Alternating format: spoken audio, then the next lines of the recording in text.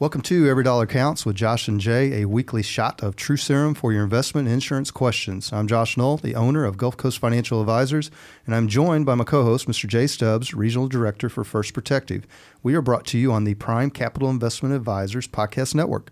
You're joining us on our Chapter 4 and final chapter of our Retirement Educational and Planning Series, or REAP, which is, I learned today, is REAP series. I wasn't a farmer, Jay. I was a hillbilly.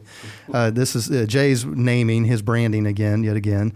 It's a 4-part podcast series where we touch on really important elements that business owners, plan administrators, and participants need to consider with their qualified retirement plans. In this episode, we are going to discuss how retirement plans have evolved over the years, and it's actually pretty fascinating. To be fair, the last couple episodes, benchmarking, target dates, and things like that, we dove in pretty deep on it, which was good. This one is going to be kind of a history of where retirement plans have gone over the years. Joining us in studio is Chris Roper. He is the Plan Success Consultant with Qualified Plan Advisors, and Chris Bouffard, Managing Director of Wealth Management for Prime Capital Investment Advisors. Both bring a ton of knowledge and experience to this topic. But before we dive into all this, let's have our friends from Sloth Racer kick us off.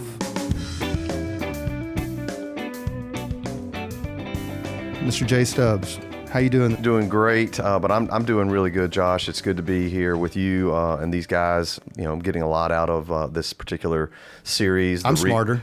Smarter as a result of the REAP series. Again, if you're a business owner and you've got employees, you've got qualified plans, you've got those things to manage and take care of. We've talked about a lot in this series, and today, you know, it's just real good topic. So I got a couple of questions for him. Very good. Chris Bouffard, how are you, bud? Doing great. Thanks for joining us down from Kansas City. All right, Chris Roper, the young guy in the group. How you? I'm doing great. I've been waiting for this one. This is my favorite thing to talk about, so I'll try to keep it brief, but this is fun for me to talk about. Yeah, this is your sweet spot for sure. Well, before we get going, quick housekeeping for compliance. Jay Stubbs and First Protective are not affiliated with Prime Capital Investment Advisors or Qualified Plan Advisors or Gulf Coast Financial Advisors, and Chris Roper and Chris Bouffard are not affiliated with Gulf Coast Financial Advisors or with First Protective. Jay, I'm going to let you kick this off because I know you've got a lot of, you have 20 plus years of experience in this field, and I know you got some questions for Mr. Chris Roper, so the floor is yours, my friend. Well, I deal with a lot of business owners specific to their insurance planning needs, whether they're coming in and doing executive bonus for their own personal benefit or some of their key employees' benefits, or they protect key employees. We also look at their buy-sell agreement. So I look at it from an insurance perspective, but I also notice that these employees of these different companies, whether it's a 20-employee group or a 100-employee group, they've got varying ages of employees, and they treat retirement differently. So sometimes the question comes up, and one of the things I wanted to ask Chris was, look, how does a business owner need to think and address the differences in the ages of their employees that are, quite frankly, when they hear 401k, it's time to make some decisions on their contributions to their 401k versus that 50 or 60, 70-year-old person that may have a large 401k balance and maybe a pension from an old company. Just what are some of the retirement readiness topics that need to come up? Yeah, that's a great question. We actually have seen a real evolution in how we talk to people, and the whole 401k industry really has talked to people in the last few years, and really segment the education, the messaging that goes out based on age, demographics. Later this week, I'm going to do some education for a 401k plan where when one location, we're in a factory where people are making fireman gloves and they're making $8 to $12 an hour. And the corporate headquarters of that, we're over there, they're white collar people making $80,000 a year. Okay. And we have to talk to those people very differently on how to save, what does saving mean, and all the host different, every topic that you can think of, we have to change the communication based on the demographic you're in front of, whether that's age, whether that's income, white collar, blue collar, you name it. You really have to, as a business owner, think about that. Well, I hear it quite often because oftentimes they're looking for the business owners looking for answers for those different classes of employees. What can we do? And really what I'm hearing is it's stemming to education. We need to make sure that these people are well informed. These employees are well informed on the decisions that they have to make for saving some of their money, or maybe even getting out of debt, or being financially freedom, having some financial freedom. Yeah, you nailed it on that, because if you really think about it, for most people, unless you had parents that were really good at this and they taught that to you, which is a big key, and they taught that to you, because I have clients that, no, they their parents were really financially savvy. They just didn't teach it to the kids. Right. But most people out there, they didn't get it from high school. They didn't get it from college. They didn't get it from their parents. They just don't know. And they're hungry for this information in a way that they can consume it. Whatever that way is, whether it's web-based, in-person. Most people like it in person, to be honest. They like to see someone across the table from them and understand their situation and how things work in their world, and have it in a way that there's not a lot of industry jargon in there, just plain English. Tell me what I need to know and how things work. And when we see that, when they get this information, you can see almost when you're sitting across the table from somebody or sitting in a room, you can see them just kind of relax, and they're like, oh, okay, so it's not that hard. It's not. right. It's not that difficult. You can kind of see the stress wipe away from them, and they make good decisions when they have that happen. It's almost like, I hear people say, well, I got an A in trig class, but I never even was offered a tax class. I was never even offered an investments type class, unless I maybe went to school, secondary education, and I went to a class on investments or the different types of things that are out there. But you're right, these different classes of employees, the blue collar, the gray collar, maybe the managerial who moved up from blue collar, sometimes they don't have the education or the resources to be financially aware. And I'll tell you what, some of the worst people are the highest educated that we work with. You doctors and lawyers and engineers, they're really, really smart people, but they think because they're really, really smart in their field that they're good at investments, and most of the time they're terrible at it. It's sad, but it's kind of funny also. Well, I want to jump in. Chris Bouffard, I got a question for you. So I didn't know if you realized, but you're sitting in the elder chair of this group. So as a senior spokesman, actually, I think I'm older than you. Here I'm teasing you. So as sitting in the elder chair, how long have you been in the business? 25 years. 25 years. All right. So as you have seen retirement planning change over the years, can you walk us through kind of a brief history of where we go back from pensions to basically funneling money into plans? How have you seen that change over the years?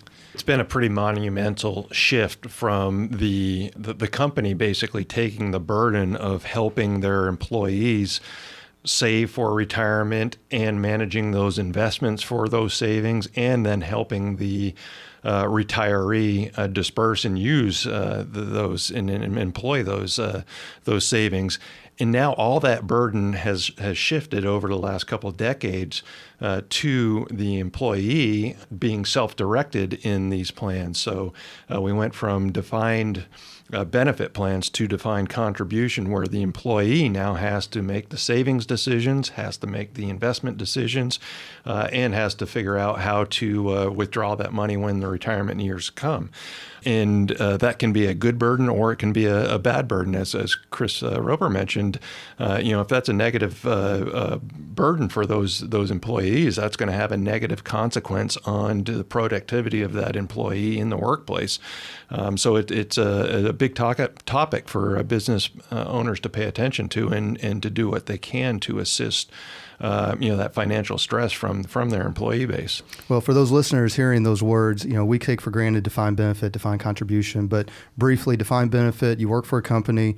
Typically, it would have been in a type of a pension format where when you retired, you were going to get a certain amount of money every month, every year, however it was set up for the rest of your life, right? That's right. You knew the benefit was defined. Whereas on the flip side of that, what you've seen with the emergence of qualified plans, 401ks, 403bs, is defined contribution. You know how much you're putting into it. That amount is defined, but you don't know exactly how much you're going to be able to pull out of it in retirement, right? That's right. And you're also having to manage that yourself, or make those investment decisions yourself. And, again, a lot of people nowadays don't have the background or the education or the knowledge to do that. Well, Chris Roper, I'm going to kick this to you, because on your notes you had retirement readiness, which I'm going to read that as, a lot of times someone would have a dollar amount in their mind that they thought, as long as I have this amount in my retirement plan, my 401k, 403b, when I retire, that's enough to get me through. Now, and maybe that was the case, maybe it wasn't. It depends on how things play out. So you call it retirement readiness, but I think we've even seen a segue from that as the evolution of qualified plans have progressed over the years to now really more of a wellness type of mindset. Would you agree with that? Yeah, I would agree. That's really, in the last few years, it's really changed as people have opened their minds to thinking about, from a business owner perspective, like Jay was talking about earlier. Back in the day, you used to think, okay, retirement readiness, and it was a hard challenge to get the business owner to think, why do they care if their people are actually ready to retire or not, until you have that deeper level conversation and you say, okay, well, what if you have this 65-year-old person, but they don't have enough money to retire? How much are you paying in their benefits? How much are you paying for their insurances? How much do they cost you as an employee? And they don't really want to be there. Right. If it was their choice, they would have already walked out. If there's right. So how productive are they going to be? So you had that was the conversation you were trying to get business owners to like understand, like, hey, this is why we need to get people ready to retire. And what we found out now is, now that we've gotten past that conversation, now we're thinking that, okay, well, now you have these people that are coming and going, but they're just working there on a day-to-day basis. And we want to make sure they're as productive as possible. We're getting the most out of them as we can. And what we find when we survey participants, and we do this for our plans, we actually survey their actual participants, but there's all kinds of data out there from massive companies that survey nationally. And you can see that employees are self-reporting that they're distracted at work because of financial matters, whether that be debt, whether that be my on track.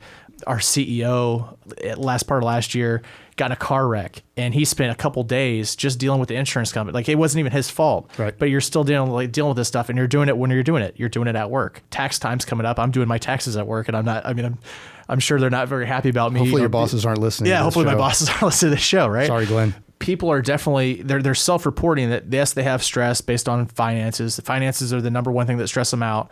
And what we're finding is not that the stress is losing productivity, but it's also boiling over into the healthcare sector, where all this stress, people are getting ulcers, people are getting all kinds of different, they can't sleep at night, they're not getting good sleep. There's all these different health things that go into stress.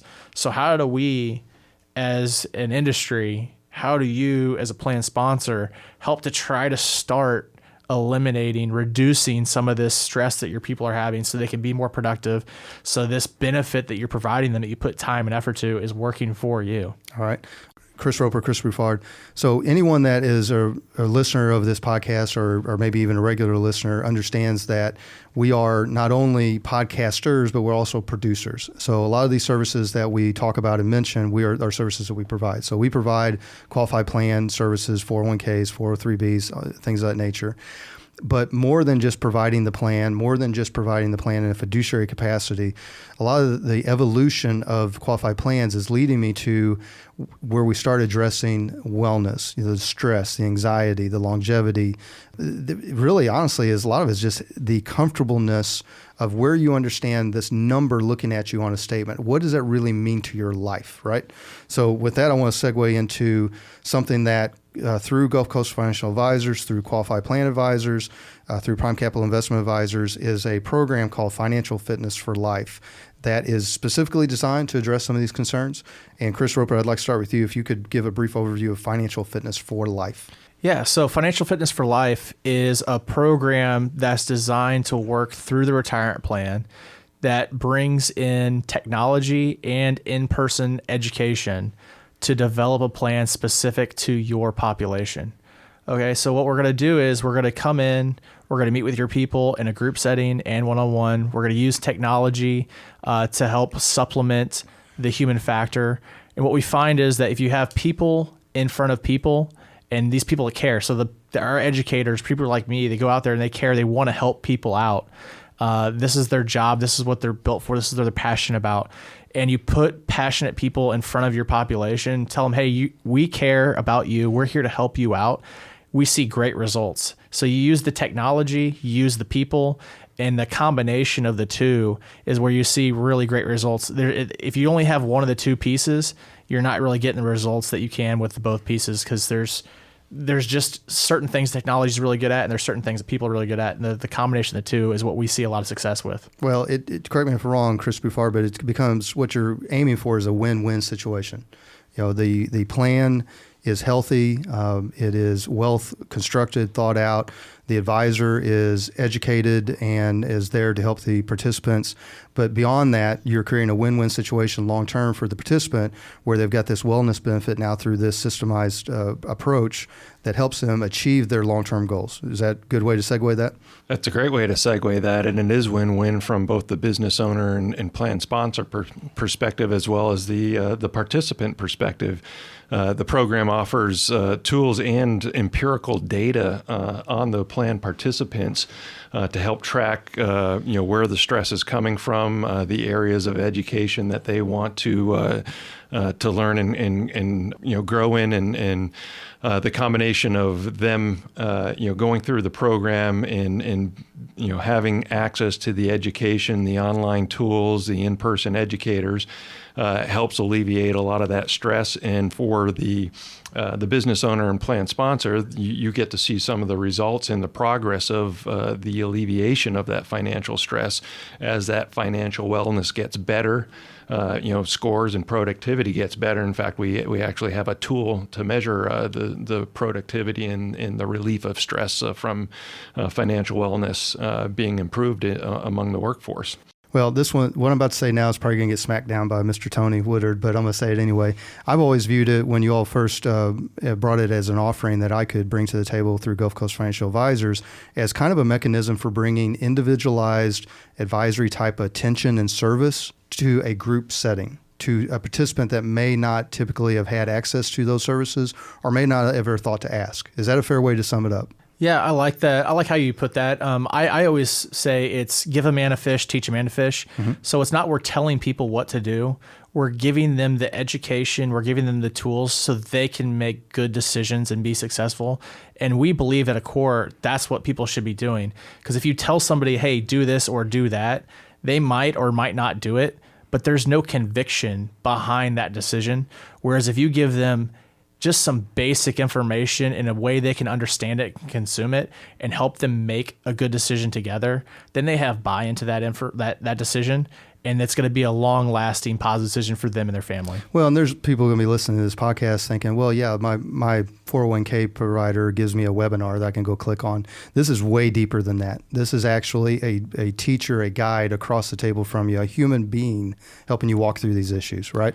Yeah, and beyond that, it's the old ways of doing things are, okay, we have somebody come in and you're going to sit down, an advisor. So say Jay's a business owner. I come in as an advisor, sit down, like, okay, well, here's some topics. What should we present? Right. And you pick a topic that you're just guessing what people want. With Financial Fitness for Life, we're actually going in and we're surveying the population and figuring out, okay, maybe that 10% of people have 90% of the stress. Well, let's find out what those 10% of the people are really stressed out about, and let's go educate them and try to relieve the stress. For the business owner, it's going to help out the people. It's going to help out the business owner. It really is that win-win you were talking about. Perfect. Well, Jay's been kicking me underneath the table, so I know he's got a question he's dying to ask. Well, I mean, I want to know, Financial Fitness for Life, is it talking to my kids about money. Money doesn't grow on trees.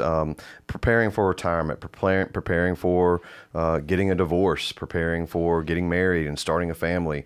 Those are all things that lots of people, sometimes they can Google an answer, but you sometimes need to have a conversation with somebody and say, in a face-to-face capacity. And I have heard our good friend in the generational expert marketplace, Cam Marston, say he thinks the individual meeting with the advisor, whether it's for the business owner or for the couple and their retirement planning and their wealth planning, that is going to be a very important meeting over the next 5, 10, 15 years, because we've all gone from this generation of immediate gratification, being able to look things up.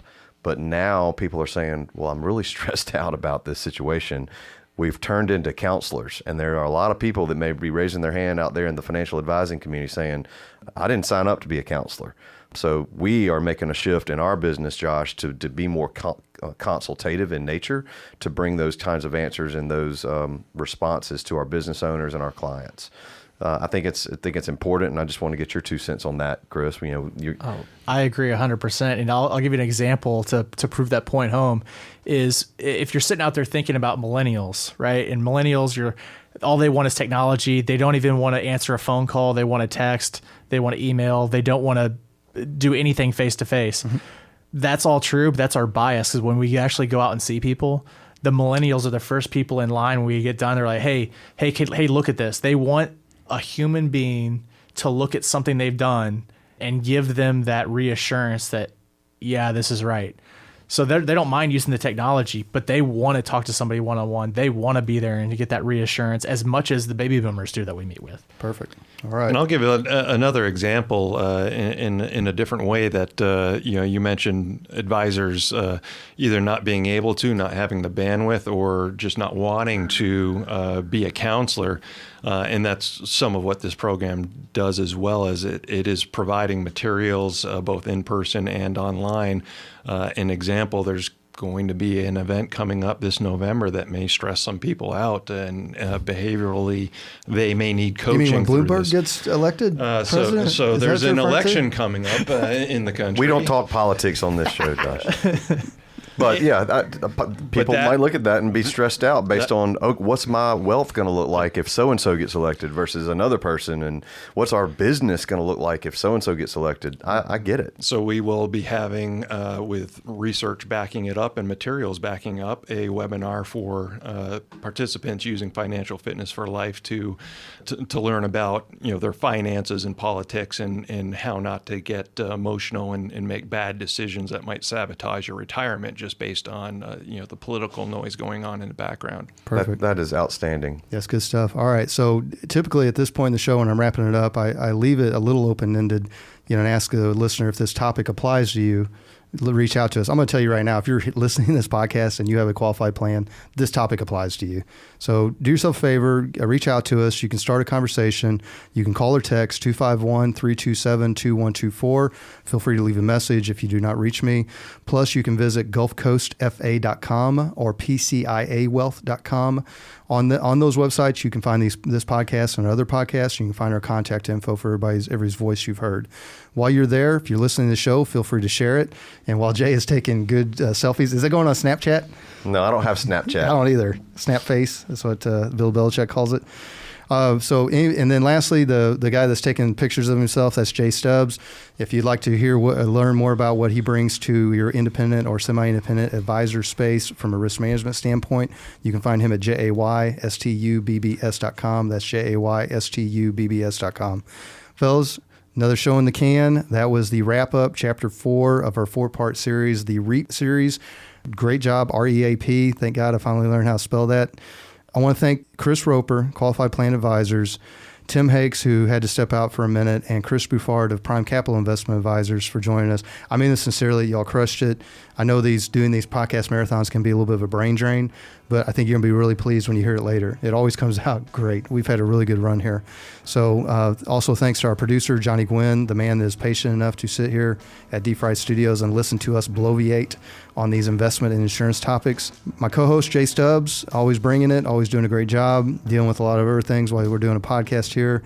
And lastly, really a huge shout out to all y'all that have listened and are starting to listen. It matters to us. We notice when the downloads go up. We notice when people join our Facebook group, when they watch the YouTube videos. It's all very important to us. It's helping us build our practice, spread our message, providing unbiased and things you can digest with your investment and insurance. Do you like the show? Do me a favor. Please subscribe on the Apple Podcast app or wherever you find your favorite podcasts. And while you're there, you would be doing us a huge favor if you would rate and review the show. It helps other listeners like you find us. Lastly, you like the show music? Go check out slothracerband.com. That's slothracerband.com. And they're going to take us home now. This has been Every Dollar Counts with Josh and Jay. Advisory services offered through Prime Capital Investment Advisors, LLC, PCIA, a federally registered investment advisor. PCIA, doing business as Prime Capital Wealth Management, PCWM, and Qualified Plan Advisors, QPA. Gulf Coast Financial Advisors is independent of Prime Capital Advisors. Information presented for educational purposes only, is not an offer or solicitation for the sale or purchase of any securities. All investments involve risk, and unless otherwise stated, be sure to consult a tax professional before implementing any tax or investment strategies.